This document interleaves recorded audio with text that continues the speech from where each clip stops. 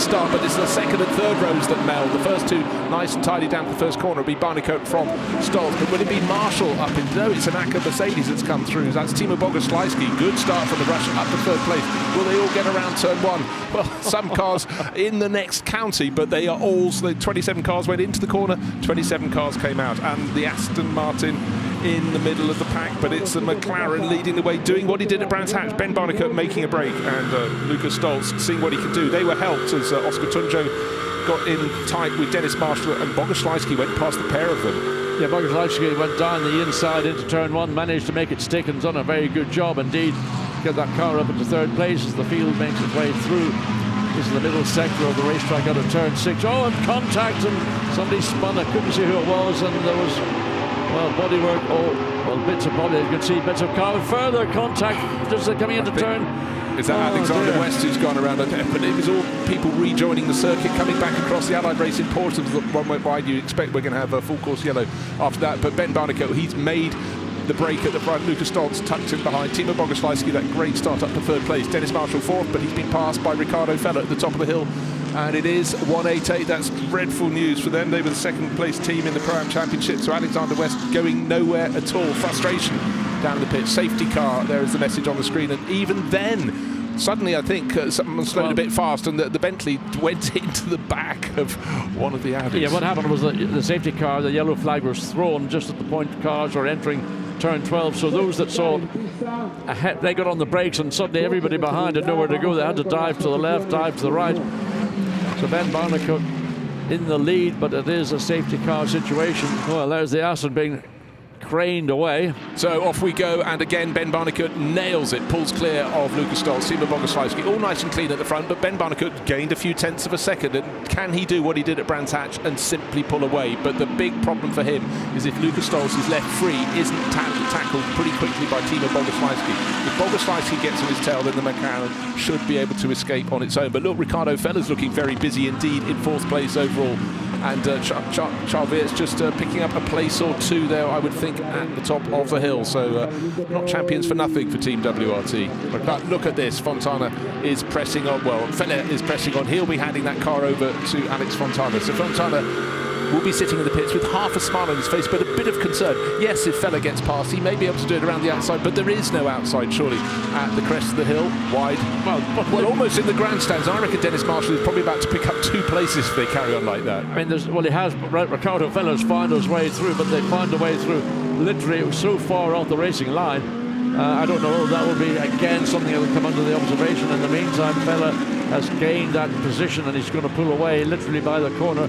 Dennis Marshall now right behind the 88 Mercedes. I think there's a place change in behind because Leo Roussel's decided to go up inside Ulysses Depot, but don't forget Ulysses in that Bentley's got great speed, but that move's been made. You can see this is the view from the pit grandstand camera down the inside. I mean, never in a month of Sundays, and it is a Sunday today, was that ever going to come off.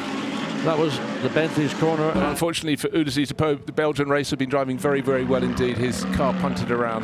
This isn't the sort of move you normally see from Charles Weerts, and you can see how frustrated he is. The green flag is waved, and again, Ben Barnicoat will continue in the lead of the race. Nobody else, of course, can overtake.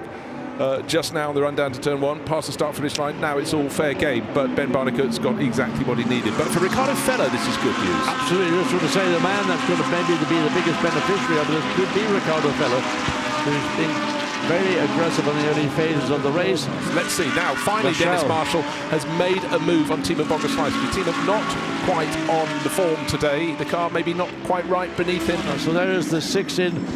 So Lucas Stolz gets out, and also the barbell has come. So a lot of teams have opted to come in early, which is maybe more of a surprise to me. Teams have obviously worked the strategy. They feel what is best for them. So they're going to be focusing very much on the pace of that number 6 Mercedes-Benz Maro Engel, and that will be there is Maro Engel. So the driver change is complete, seat belts and all the attachments, radio, and I don't think there's a need of a drinks bottle. So the car, a good stop by the Jota team, so it's going to be close because we haven't even seen the McLaren coming now. So just there's the demarcation line he's going to cross, so it's very nip and tuck. Looks like the Mercedes is going to take the advantage, and it has done. It's gotten ahead Well, that just shows how hard Mauro Engel's been pressing since he got into the car. He was, it seemed a very, very good pit stop because certainly gained a second or so on Ricardo Feller's changeover to Alex Fontana. But right now, Ollie Wilkinson's got his work cut out because this Mercedes from Top Sport is going better and better. Ben Barnicoat, a little surprised to find that Mercedes ahead. Probably frustrated, no doubt, by those 2 safety car periods during his tenure. Now, look, third and fourth places, Alex Fontana and Raffaele Marciello closing in. Then in the background, Alex Arco, they've flicked the switch now, and Christopher Haase in their Audis. In fact, 4 Audis in a row. There's Marcus Finkelhoff, Sansalot Racing and Robin Fries, but we know that number 30 car is on a final warning for track limit excess. Now in the Pro-Am class, how close would you like your runners to be? Andrea Bertolini in the Ferrari is leading the class, and right behind is the championship leader Enrique Chavez, and they fancy putting this one to bed if they possibly can for Barwell Motorsport. Back, contact with the McLaren and the Lamborghini, second and third, and almost how did Marcello manage to miss the McLaren? And through the Sansalot Audi is going to come through and gain 3 positions in the blink of an eye, so that's Christopher Haase, too experienced not to take that opportunity, but the contact with down the inside went Fontana. Now, did both of them get going? We know that Marcello got going again. He's in third place, challenging second. So let's take a look. John, call this move. I mean, it's almost, you can say that's as near to side-by-side as you can get.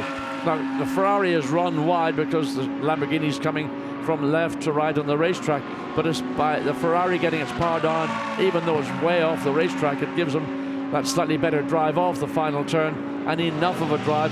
Maybe the Ferrari is just inherently that little bit quicker in top speed anyway. Audi's was it? Well, it's going to be Winkelhock. Surely there'll be contact here at this point. Robin Fries going up the inside. Was there enough inside? Well, the simple answer is, in the case of Winkelhock, no, there wasn't. At turn 11, around he goes. Not far now, around the final lap. Only 2 more corners to go for Mauro Engel. Lucas Stoltz will be smiling down in the Top Sport WRT garage. They have had a really, really good run. Started from the outside of the front row. Looks as though the McLaren had the legs on them, but they, as a duo, they are so, so strong. This is going to be their 3rd Sprint Cup win of the year. They won the 2nd race at Brands Hatch. They've done it again. So great run from Stoltz and Engel. They'll be about 8 seconds clear. He's backed it right off, chasing in 2nd place. Christopher Haase, he's going to take 2nd for Sansalot Racing House. Audi, and in the background, Raffaele Marciello recovers, but he's starting right at the back in race number 3. He takes 3rd place. Alex Arco will come home 4th, and just behind him will be Robin Fries, but I think there may be a penalty coming Robin's way. Certainly that'll be investigated, but here's the big battle that's been going on pretty much all the way through since these drivers took over their respective cars, and it looks to me as if Bertolini has once again shown how much value there is in experience over out-and-out pace. Absolutely so. So again, you didn't expect him to crack under pressure. The pressure was intense, but victory in Pro-Am on the track to the car in 19th place overall. Andrea Bertolini by a whisker.